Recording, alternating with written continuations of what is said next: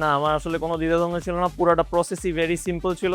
আমি সানডেতে আসছি, আজকে থার্সডে গাড়ি নিয়ে চলে যাচ্ছি। আমার কাছে খুব হ্যাসেল ফ্রি মনে হয়েছে, আর প্রত্যেকটা প্রসেসই আমি অ্যাকচুয়ালি কথা বলতে পারছি আপনার সাথে, হোয়াটসঅ্যাপে বলেন অথবা ফোনে বলেন, কোনো দ্বিধা থাকলে আমি ডিরেক্টলি কনফিউশনটা ক্লিয়ার করতে পারছি। সো এটার জন্য থ্যাংক ইউ সো মাচ।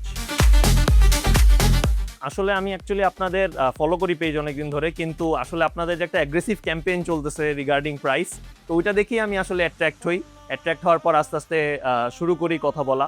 তো ওইখান থেকেই আর কি ভাইয়া জানা।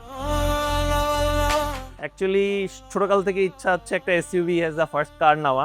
সো যখন এটা দেখলাম আর আপনাদের ইউনিটটা দেখলাম, ইউনিটটা দেখার পর এটার বডি কিট আছে, দেখতে খুব সুন্দর লাগে। So that's why I chose Yaris Cross. Actually যদি বলি যে 10-এ 10 দিব, তাহলে তো আপনার একদম পারফেক্ট। সো ইনশাল্লাহ এই মার্কিংটা দিব 1 বছর পরে, যখন গাড়িটা চালাবো আমি।